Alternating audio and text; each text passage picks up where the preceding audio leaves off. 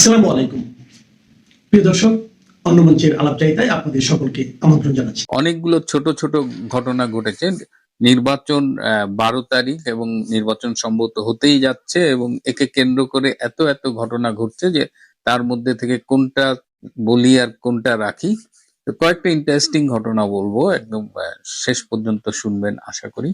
প্রথমেই বলছি যে আজকে সকালে যমুনায় গিয়েছিলেন ডক্টর ইউনূসের সাথে দেখা করতে তিনজন প্রথিতযশা ব্যক্তি।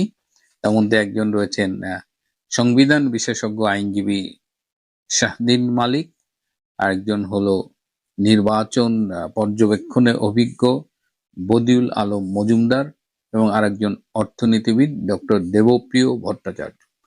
তারা সকালে ডক্টর ইউনূসের সাথে মিটিং করেছেন, কিন্তু কি নিয়ে মিটিং করেছেন এ ব্যাপারে তিনজনই একদম মুখ বন্ধ করে রেখেছেন, কেউ কোনো কথা বলেনি। কিন্তু তারপরেও যতটুকু জানতে পেরেছি যে তিনজন ডক্টর ইউনূসকে কোনো একটা বিষয়ে কনভিন্স করতে গিয়েছিলেন, কিন্তু কনভিন্স তো হনইনি, উল্টো তাদেরই ভাষ্য যে ইউনূস তাদের এক ধরনের অসম্মান করে বের করে দিয়েছেন, তুচ্ছ তাচ্ছিল্যের সাথে বের করে দিয়েছেন। সুতরাং কেন গিয়েছিলেন? আবার আজকে হাইকোর্টে সহস্রাধিক আইনজীবী মিছিল করেছে। তাদের দাবি ছিল যে বাংলাদেশের যে বর্তমান সংবিধান সেটাকে অক্ষুণ্ণ রাখতে হবে। তো এটার সাথে যদি সকালে তিনজনের যমুনায় যাওয়াকে লিঙ্ক করার চেষ্টা করি, হয়তো তারা গণভোট, সংবিধান সংশোধন এসব নিয়েই কথা বলতে গিয়েছিলেন। এবং ডক্টর ইউনূস তারাও বলেছেন, আমি এর আগে অনেকবার বলেছি যে ডক্টর ইউনূস তো আসলে কারো কথা শোনেন না। তো সকালে তিনি এই কারো কথা শোনেননি।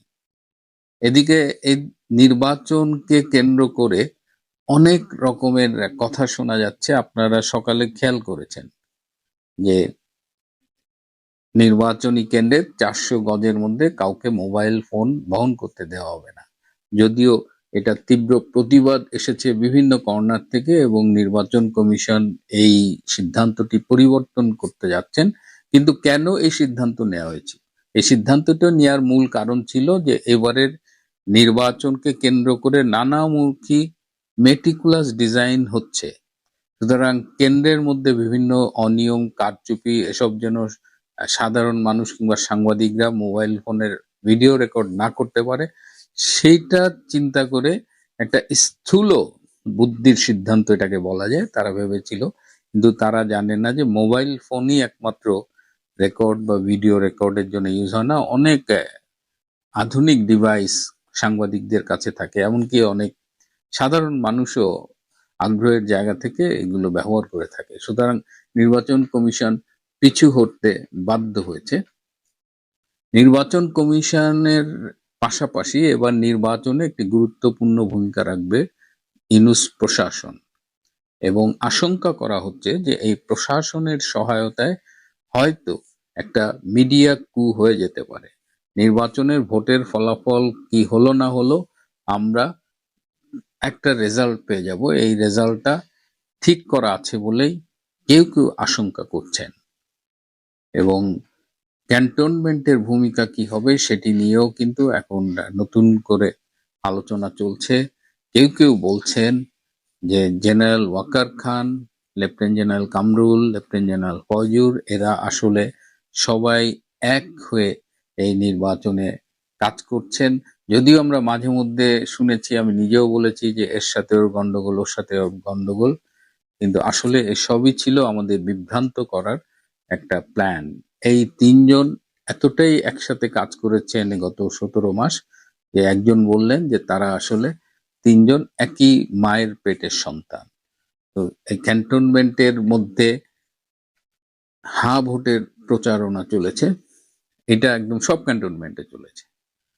যশোর ক্যান্টনমেন্ট, রংপুর ক্যান্টনমেন্টের জিওসির তত্ত্বাবধানে তাদের অধীনে যেসব আসন আছেন সেই আসনে যেন জামাত জিতে আসতে পারে সেজন্য তারা ওপেন কাজ করেছেন, তাদের ঘনিষ্ঠ অফিসাররা কাজ করেছেন। তো এরকম নানামুখী ষড়যন্ত্রের মধ্যে বিএনপি কি করবে? বিএনপিও তো এগুলো জানে, এমন তো না যে বিএনপি এমন যায় না। যেমন জামাত কি করেছে, তারা বুথ জ্যাম টেকনিক অ্যাপ্লাই করবে। বুথ জ্যাম টেকনিক হলো একদম শুরু থেকে ধরেন প্রথম 500, 1000 আপনার সমর্থক থাকবে, আপনার কর্মীরা থাকবে।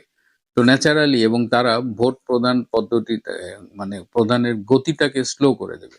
তো ন্যাচারালি যারা লাইনের পেছনে থাকবে তারা 2-3 ঘন্টা ওয়েট করে চলে যাবে। আবার অনেকে বাসার থেকে শুনবে যে ওরে বাবা বিশাল লাইন, তারা এর এমুকও আসবে না। তো এরকম একটা টেকনিক ইতিমধ্যে বিভিন্ন নারী ভোটারদের আইডি কালেক্ট করেছে জামাত। তারা প্রচুর বোরকা কিনেছে। এই বোরকা পরে পুরুষরাও হয়তো ওই নারীর আইডি দিয়ে ফলস ভোট দিতে পারে। তারা প্রচুর ব্যালট পেপার ছাপিয়েছে, জাল ব্যালট পেপার।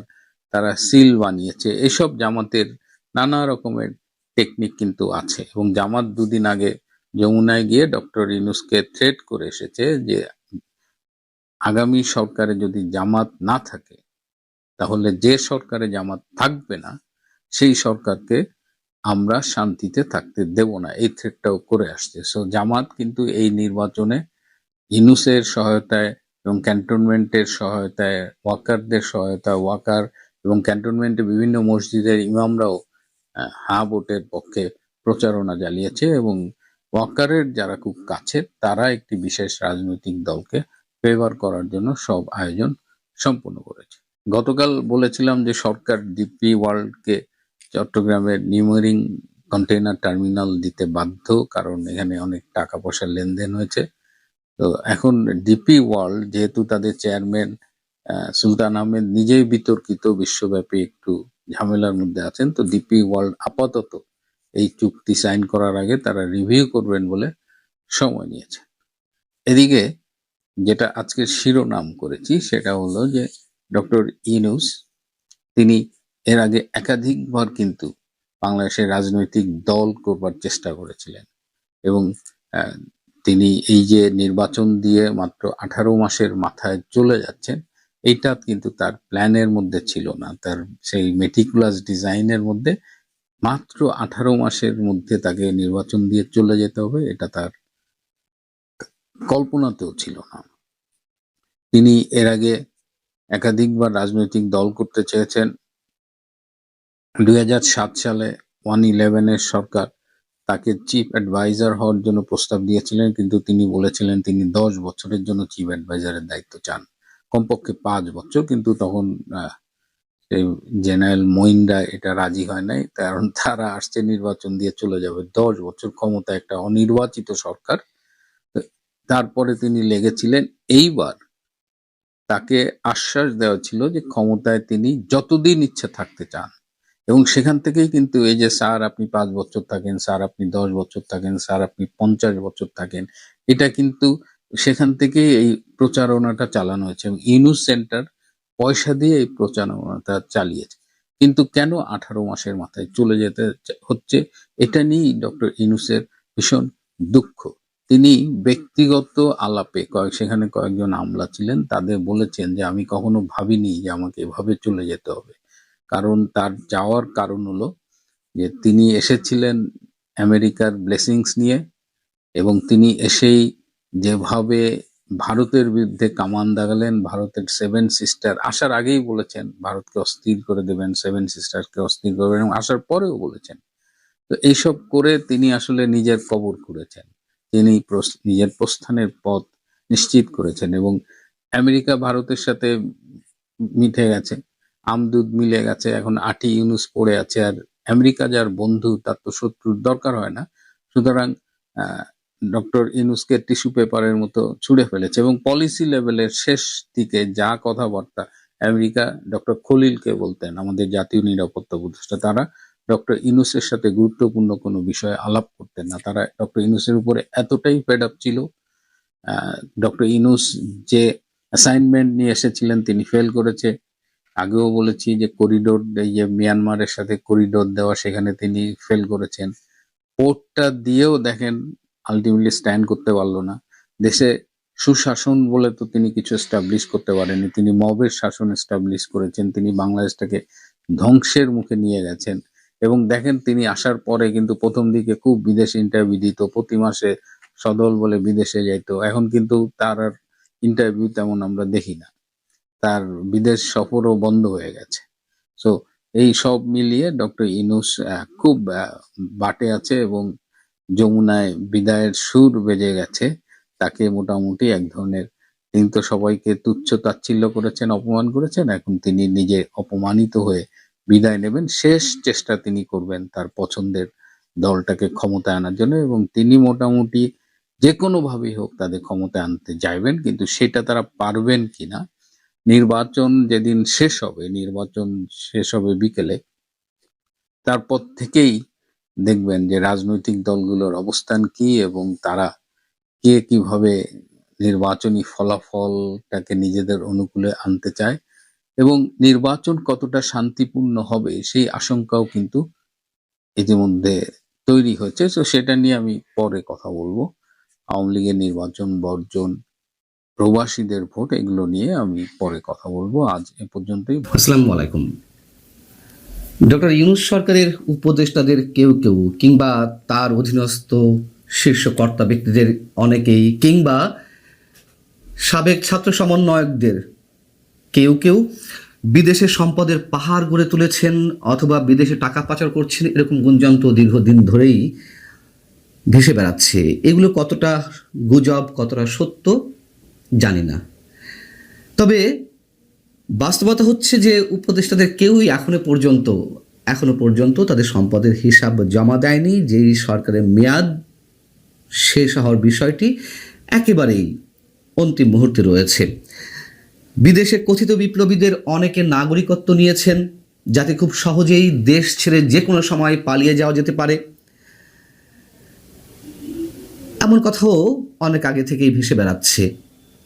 এবং কোনো উপদেষ্টার পরিবার এরই মধ্যে দেশ ছেড়ে বিদেশে চলে গেছে, সে কথাও গত 2 দিন ধরে নানানভাবে ছড়াচ্ছে।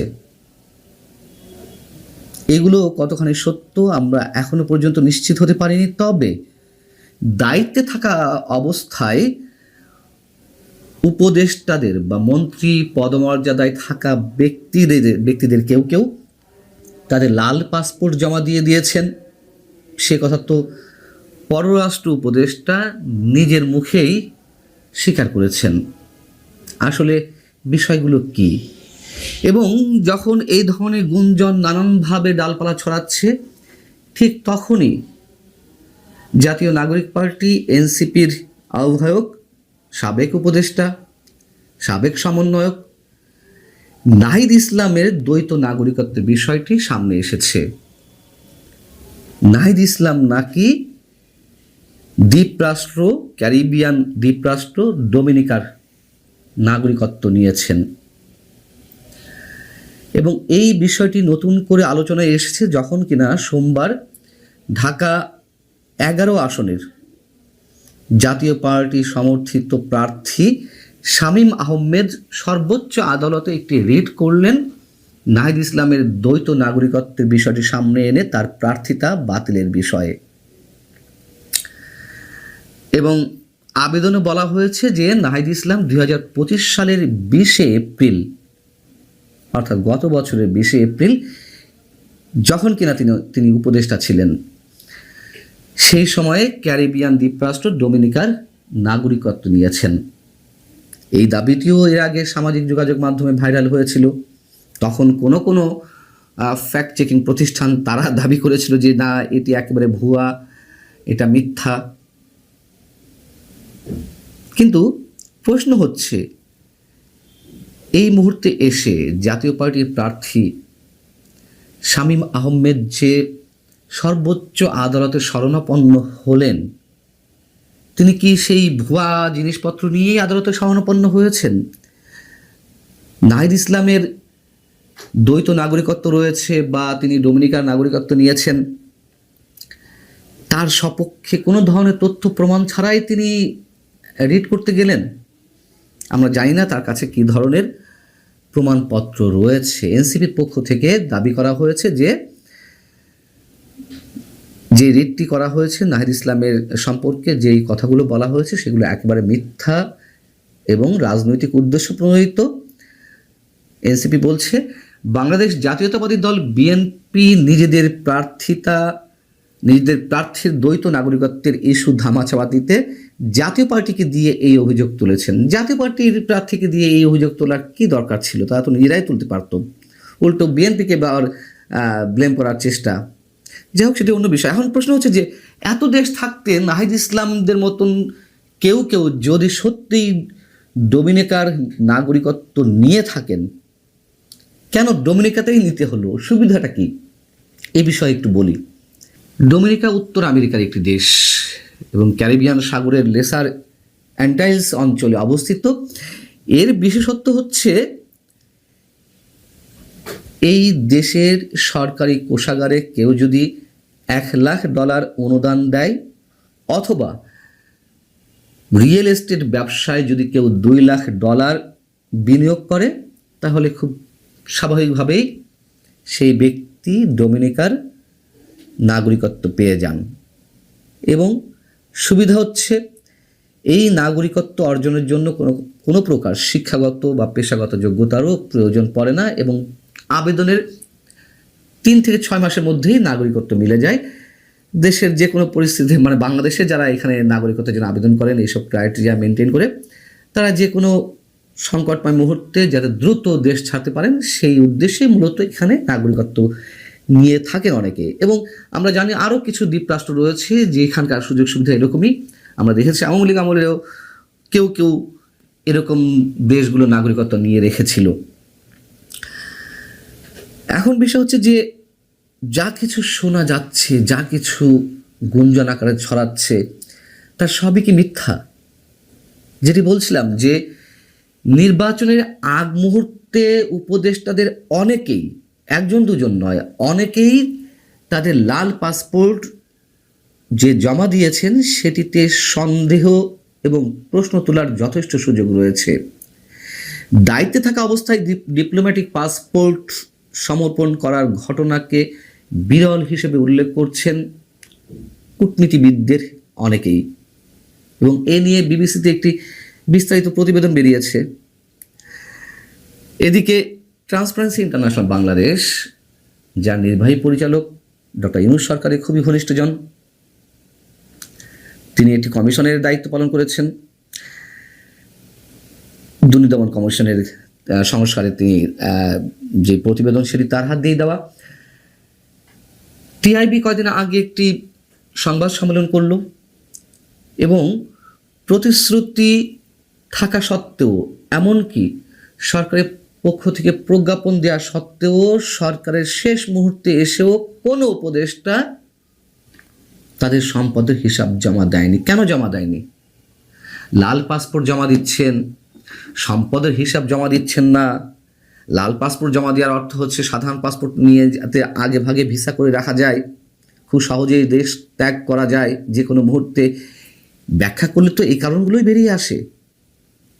তাহলে নাহিদ ইসলামরা ডোমিনিকাতে আমি যদি কথা বলছি, নাগরিকত্ব নিয়েই থাকে, যেই অভিযোগটি উঠেছে সেগুলো কি একেবারেই অস্বাভাবিক কিছু?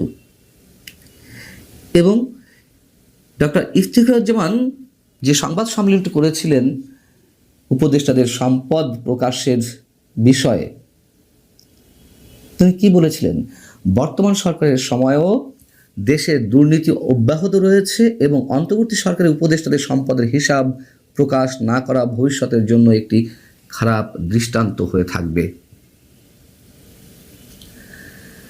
আমরা জানি না সামনের দিনগুলোতে আমরা কোন ধরনের চিত্র দেখতে পাবো, তবে এটুকু তোর চোখ বন্ধ করে একেবারে নিশ্চিত করে বলা যায়, আওয়ামী লীগ সরকারের 15.5 বছরে যে পরিমাণ দুর্নীতি হয়েছে, এই সরকারের গত 18 মাসে কোনো অংশে তার দুর্নীতি কম হয়নি।